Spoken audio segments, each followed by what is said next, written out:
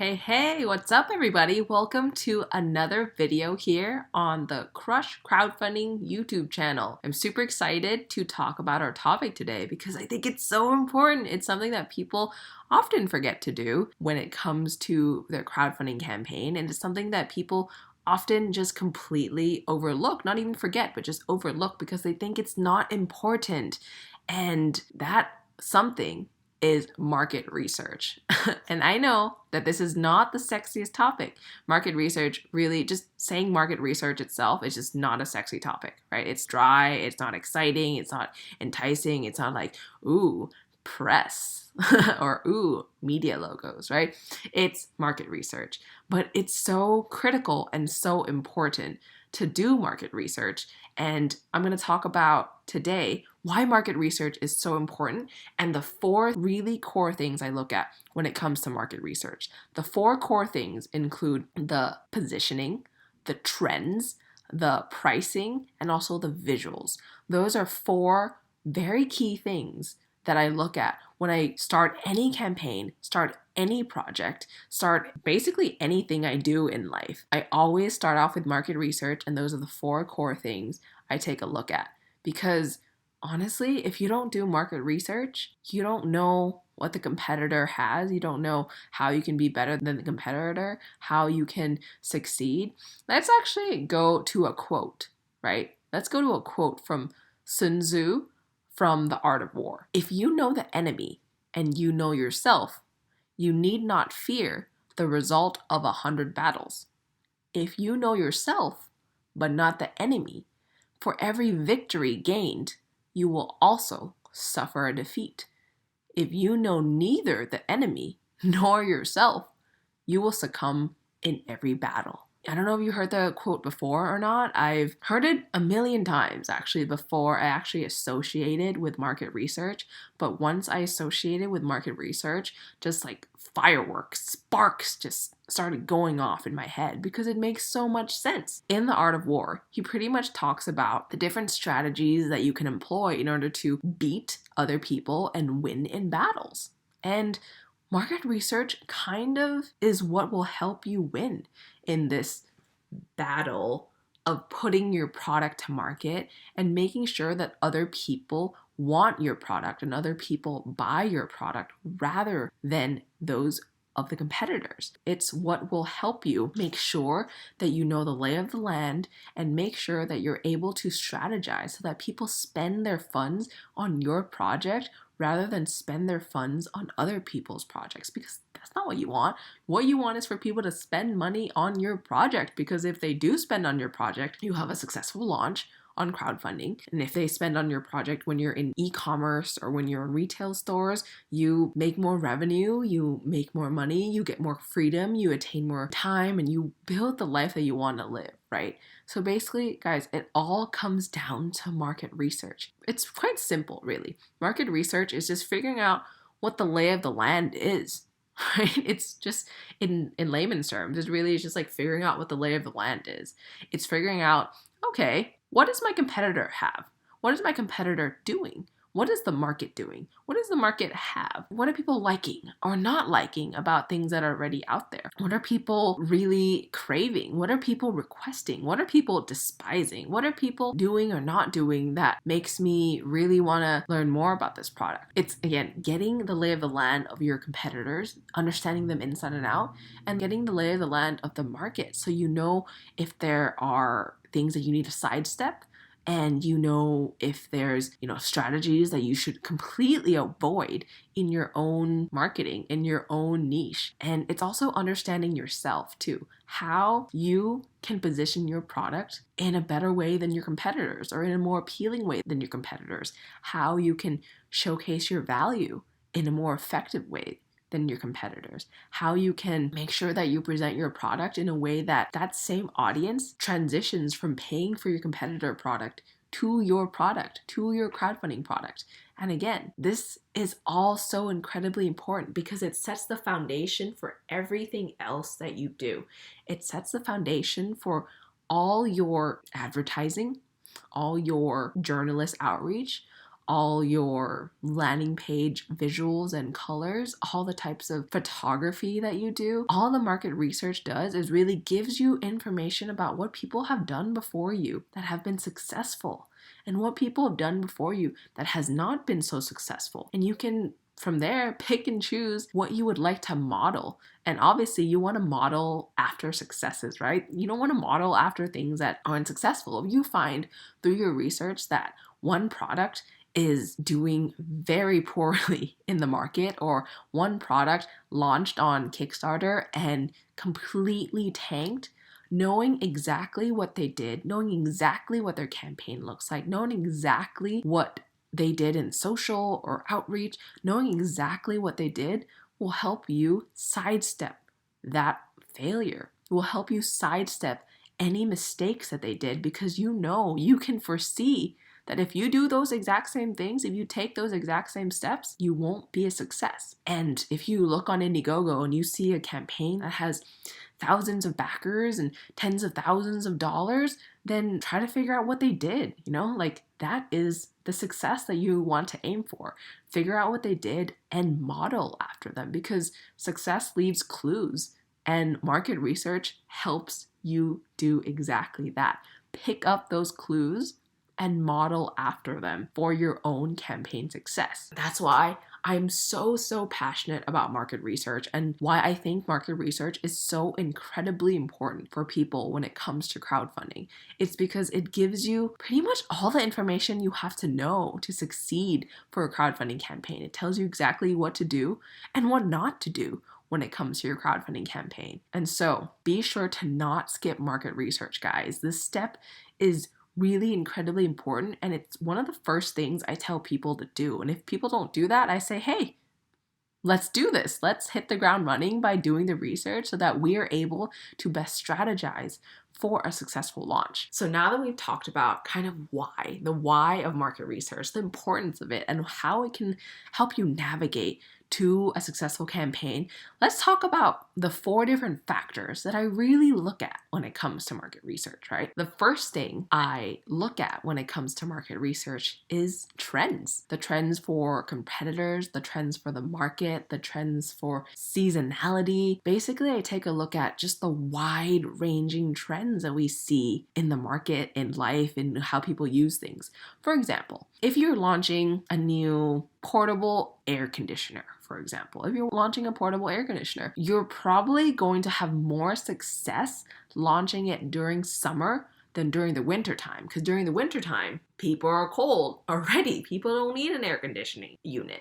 And during the summer, people are hot, people are sweaty, people are in their shorts and their tank tops, and they're going to the beach, and they're just really hot and they're sweaty, and they want an ice cream bar to cool off, and they want a cold drink to cool off, right? And lo and behold, if you're advertising a portable air conditioning unit during the summer, they're gonna be a lot more interested, just because of the fact that it's so relevant to them now. There's a seasonality to it. But if you're launching it in the middle of winter when their state is under 10 feet of snow and they have to shovel out snow, they're probably not gonna want a portable air conditioning unit. And they're probably not gonna wanna support the campaign. And when I think about trends too, I think about buying trends and also the trends in which products come and go, right? So a few years ago, drones were huge. Drones were really big in crowdfunding. There's giant surges of searches for drones. But now it's not as big anymore. Kind of the drone phase has kind of moved on, and people aren't really as interested or as intrigued in it as they were like a few years back.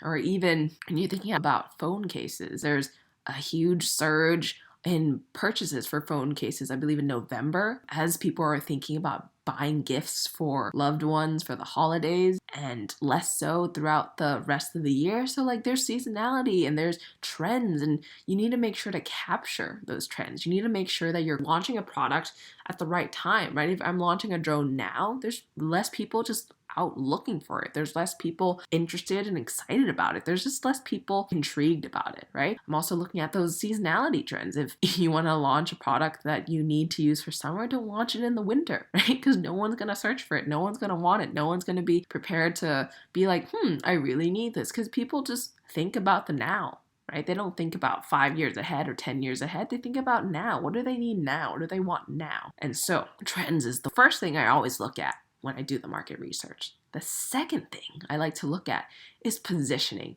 because this is so fascinating.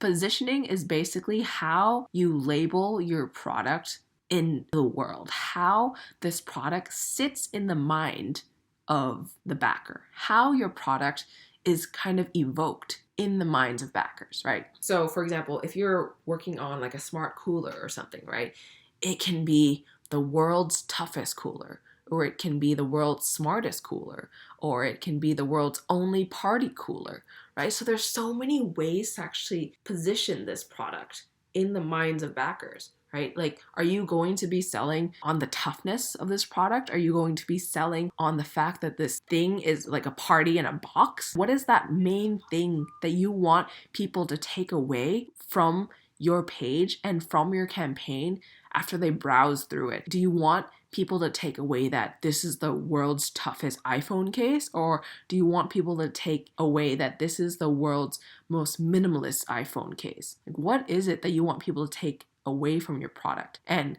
away from your page when they're reading through your materials, when they're watching their video, when they're looking at your content? Because that positioning will really determine if they want it or not, right? That positioning is so important because it helps separate your product from everything else that's on the market. Think about coolers. There's so many coolers out on the market. And there's Orca, there's Yeti, there's I don't know what else. There's like off brands in Walmart, there's off brands in Target. There's so many other ones out there. But what makes one stand out from another? It's the positioning, right?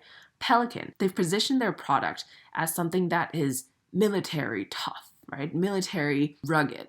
Like all their marketing materials, all their content is really rugged and militaristic. There's a lot of camo involved in the clothes of people who are actually in their videos, for example. On the other hand, a different like Walmart cooler probably positions themselves as like the world's cheapest cooler, where you can just get something for $5 and you can take out some drinks to the beach on a weekend. Super easy, super simple, but it might break in 2 days, but that's fine. You don't need that. You just want something cheap and for the time being, right? So the way you position your product is so important, and the way that your competitors position their product is so important for you to understand too.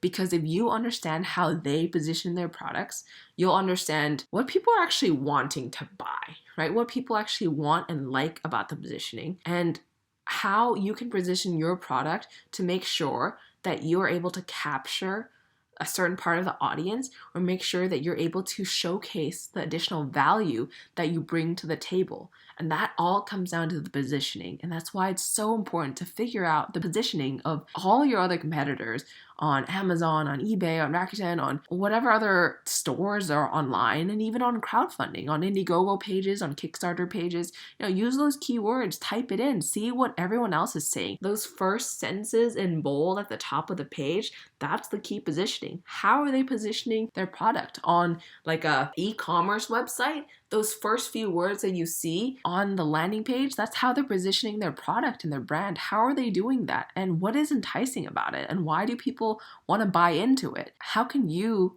do the same, or how can you do better than that, right? And that's all market research. The third thing that I really look at when it comes to market research is the pricing. Pricing is so important, and there's a ton of research into the psychology of pricing.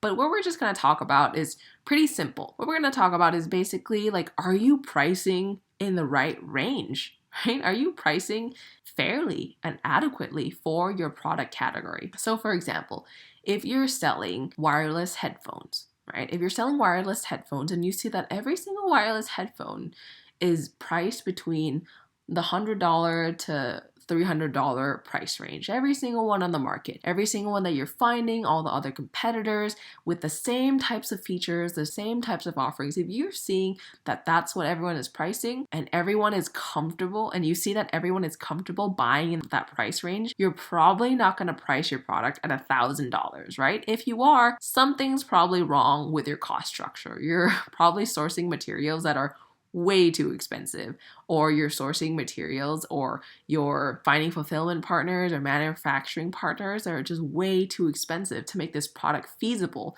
if you have the similar features as everyone else on the market. However, if you're able to add that much value to your product, to make a $100 to $300 product priced at $1,000, if you're able to do that, you have to be able to say, okay, this is what my competitors have. This is why they're priced at $100 to $300.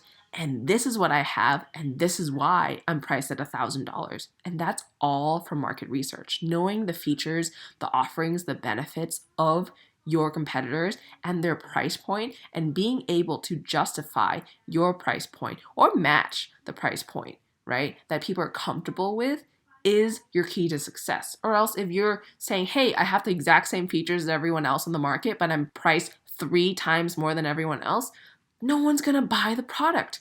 But if you do the market research, you'll know exactly what people are looking for, and you'll know exactly what people like, what people don't like, and maybe you're adding some additional feature that people love. So that's pricing. The last thing I want to talk about is the visuals. The visuals are so important, guys. The visuals make or break a campaign because visuals create trust. Visuals create credibility for a campaign. Imagine going to a website on your phone and you're seeing like all these kind of gaudy 90s style design and a website that's not even mobile optimized, and it's just like the desktop just like shrunk down to a mobile phone. Like, you already lose trust, right? There's not good design. There's not good design aesthetic. It doesn't seem like you put in effort or time or anything into creating that site, creating that experience. So people won't trust you. People won't trust that you're doing something that will actually deliver. So when it comes to visuals, I encourage you to look at everything else that your competitors are doing. What types of images are they taking? What lifestyle images are they taking? Where is the location of their lifestyle images? Their product images? What angles are they taking the images at? What types of style or design are these images coming at? Like, what's their video look like? What types of music are they using? What types of GIFs are they using to explain their features, to explain their benefits? Basically, look at everything that your eyes can see and look at everything that helps to understand the product from a visual perspective, because that will leave clues, right? When you look at the most successful campaigns and you look at the most successful products in your niche, in your category, there'll be patterns. They'll show patterns of success. For example, if you look at Adidas, you look at Nike, you look at all these brands that sell clothes, right? Sell leggings. If you look at their product page for leggings, they're all the same. It's going to be product on person. And if you click in, you'll see product on person, left view, back view, side view. So their sizing chart and their color palette. So there's all these different things that already are there because people want it, people love it, people demand it. And it's all the visual stuff that you can see common across all these successful brands. And this happens in every single niche. It happens in every single type of product, right? No matter what you're launching, there's a core visual element to it. For example, if you're doing something with the medical realm, right? Most hospital logos have like a green color to it, right? It signifies health and vitality. No one's going to use red or bright red because it looks like blood, right? No one wants to think of blood and death when they think of hospitals. They want to think of health and healing and vitality. And so if you're researching hospital logos, you'll see that there's a lot of green in it rather than red. So little things like that help to really build your brand and define your own value in comparison to your competitors. You have to know exactly what they're doing, what people are demanding, and to do that, you have to make sure you're looking at all your competitors and all their visuals and seeing what's common, what pops up a lot, what happens a lot, and making sure that you're extracting and modeling after those successful elements and making sure that you're including that into your campaign too, and being able to showcase that additional value by knowing everything else that's out there. And so those are the 4 different things to look for when doing market research. Again, I can't emphasize enough how important market research is, and I hope that this video has really gotten you to understand just how incredibly crucial market research is to the success of a campaign. It's really just understanding the lay of the land and understanding where the path is to success, because success leaves clues. And to get those clues, to get access to those clues, to be able to use it, it's through market research, through finding out these clues and picking them up and actually being able to use them. So thank you again for being with me today on this video on the Crush Crowdfunding YouTube channel. If you like the content of this video, be sure to give it a thumbs up and be sure to hit subscribe so that you will be notified when a new video drops. Thank you again, and I will see you guys in the next video. Bye.